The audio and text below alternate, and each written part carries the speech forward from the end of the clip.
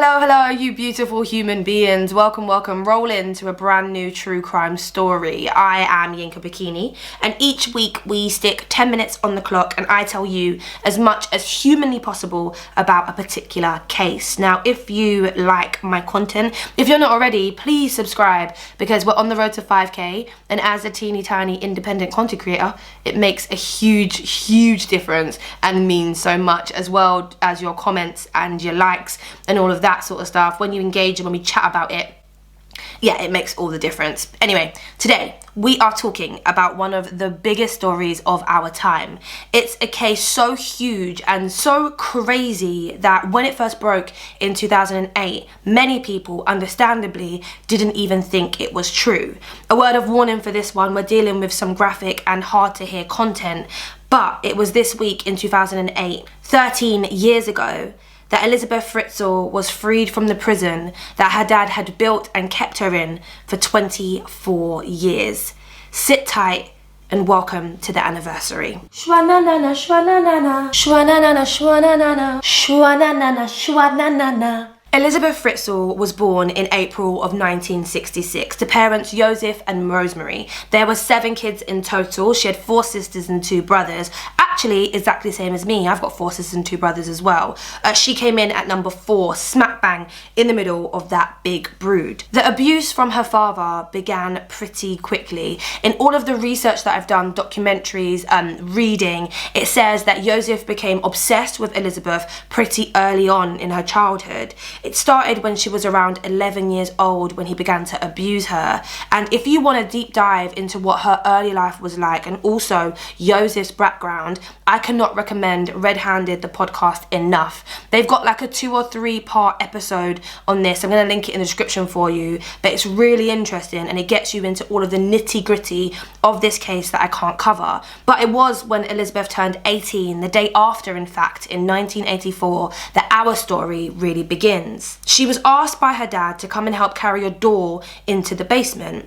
It turns out this was the last piece that he needed to seal Elisabeth into what would turn out to be her home for the next 24 years. Once she had held the door for him while he screwed it in, he had a chloroform soaked rag that he held onto her face and she passed out. When she woke up, she was alone in a room, handcuffed to the bed. Her dad had created a prison, one that had taken him years to build. There were 8 different access points before you could even reach the cellar that she was being kept in through a crawl space hidden by a row of shelves. The family were actually never allowed to go into Josef's workspace. He was like some sort of engineer and he always went downstairs to do his plans. He was constantly working on his cellar and it was a no-go area, off limits, banned, banished. And this for me is huge alarm bells. Of course, we know how this case ends. We know how it pans out. If you've never heard of it before, strap in. But if you tell me that I can't go in a room in my own house, I'm going to be going in that room. Although Josef ruled the Fritzl family with an iron fist and nobody defied him. Elisabeth, his daughter, actually wasn't his first victim. He was known for indecent exposure. He was a convicted rapist. And in Austria, where this case is set, after 15 years, your criminal record is actually expunged. So this will become relevant later. But even after this came out, a woman came forward and said that he had tried to abduct her as well. When Elisabeth went missing, her mum called the police to file the missing persons report. But it wasn't the first time that Elisabeth had run away.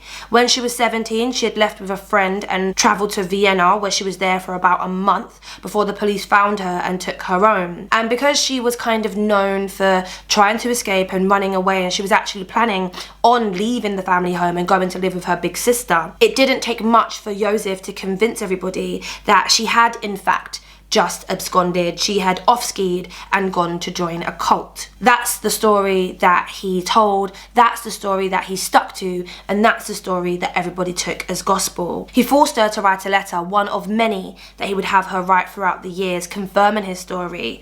And the police didn't really go looking for Elisabeth Fritzl. When he first took her, he left her alone in that room for hours and hours and hours. And then he came downstairs, he forced himself on her, and he savagely beat her. And this would continue for years. She was subjected to almost daily rapes and beatings, and eventually she went from being handcuffed to the bed to being on a leash in the tiny space in which she was confined. Over the course of her imprisonment, Elisabeth would have 7 children fathered by her own father. In the beginning, she relied solely on her father to bring her meals, to bring her everything. He would leave her for weeks at a time without food, and even during all of those 7 pregnancies, she gave birth alone. Her first child was born 4 years after she was taken, and she let Josef Fritzl know that she was pregnant and that she needed to go to the doctors, that she needed help. But no. He brought her a pair of scissors, a couple of towels, and a book on pregnancy, and she just had to get on with it. She gave birth by herself each and every time. She cut the umbilical cord. She did everything without so much as hot water in that basement. And while she would give birth to 7 children, one of them did die shortly after birth, and Josef threw the body of baby Michael into the furnace. I'm not sure why, but 3 of the living children were taken upstairs and essentially adopted by the Fritzl family and able to live on the surface, but 3 others would remain downstairs in the cellar, in the basement with Elisabeth. Felix, Stefan and Kirsten, who was the oldest, lived in the cellar, and Elisabeth tried to make their world as normal as possible. She insisted on teaching them everything she knew. She convinced her father to bring books so that she could teach the children as much as she could, to read, to write about the outside world, what it would feel like to have grass on your feet and the sun on your back, what rain would feel like, what different seasons would feel like, because the kids didn't even have a window in their dungeon. Josef did eventually expand the space so that it had 2 bedrooms and a living space as well. But at least 3 times a week, he would go downstairs and he would rape his daughter. By the way, there were tenants living in the Fritzl house. A lot of people are so surprised when they see pictures or videos of the Fritzl house because it looks so regular schmegular on an Austrian street. For me, I'm not surprised at all. I don't expect to have a big sign outside it saying, "Nothing to see here, my daughter's not in the basement." Of course it's going to look normal. And the family who were living upstairs acted normal as well. There were tenants living there right the way through. And after the fact, when all of this was wrapped up, they said they heard weird noises often. They heard banging and inexplicable sounds, and they were just explained away by Josef, who was seen as a pillar, an upstanding member and a family guy and a good dude who had barbecues and people around of the community. He would travel to other towns to bulk buy food so he wouldn't raise suspicion when he needed to buy nappies or when he needed to buy formula, baby milk. The 3 children that he picked to live upstairs were each taken shortly after their birth, and they were placed right on the front door along with a letter from Elisabeth saying that, "Yes, I'm still in the cult, don't stress about that, but here's my baby, can you look after him please?" Lisa, Monica and Alexander were fostered by the Fritzl family. Josef and his wife were able to foster each of the children easily because of that expunging of the criminal record. There was nothing saying that Josef was an attempted and a convicted rapist. One of the things that I noticed when researching this case that it's all heartbreaking but just tore me to pieces was the children who were left below. I cannot imagine how they felt knowing that they had siblings who had been chosen to go above while they were trapped in this dungeon. After the birth of their 4th child, Fritzl allowed the enlargement of the prison downstairs. He put Elisabeth and her children to work for years. They had to dig out the soil with their bare hands. When this happened, food could now be stored in a refrigerator, and they even had a hot plate so they could cook or reheat some of the food. But if they ever got out of line, if they were too loud, Josef Fritzl would shut off their lights, not deliver food for days. He also went on multiple holidays for weeks at a time, just leaving them in the basement completely unattended. He told the 3 children and their mum that they would be gassed if they tried to escape. They would receive an electric shock and die if they meddled with the cellar door, and that if he decided not to come back, nobody would know. Questions. Why didn't Rosemary Clock that there was a whole sub-family, including her daughter, living in the basement. Of course, it can be explained by fright. Josef Fritzl was a very abusive man. It could be denial, but while the entire family had 24 Christmases upstairs, Elisabeth, missing, was below them. We don't know what Rosemary knew when she took in the babies, when she decided to raise her grandkids. It all kind of came crumbling down, as House of Cards tend to, when one of the kids in the basement fell extremely ill. Kirsten was sick and she was unconscious, and Elisabeth convinced Josef Fritzl to call an ambulance, and Josef came up with a really weird plan of how to explain all of this away.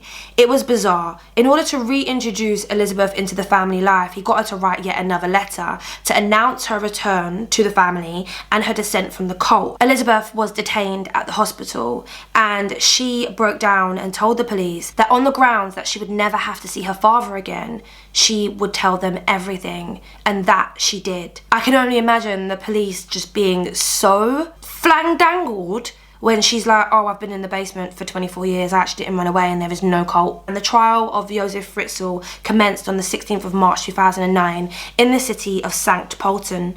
He pleaded guilty to all the charges against him, with the exception of murder of baby Michael and grievous assault by threatening to gas his captives if they disobeyed him, because there was no gas supply found. At the age of 73, Fritzl was sentenced to life imprisonment without the possibility of parole for 15 years. He said that he accepted the sentence and he would not appeal, and the last word that we had from him was in 2019, when it was reported that his health was declining and that he didn't want to live anymore. And ladies and gentlemen, the buzzer is sounding, our time is up, 10 minutes is over, and I have smushed that story into unrecognizable proportions because there is so much more that you need to know about Josef Fritzl and his chamber of horrors. I've linked what Elisabeth and the kids are up to now. I've put a movie, the podcast I was speaking about, documentaries, all in the description so that you can have a look. Hopefully I've whet your appetite a little bit and you want to find out more about this case. Please, please, please do, because it is mind-boggling, especially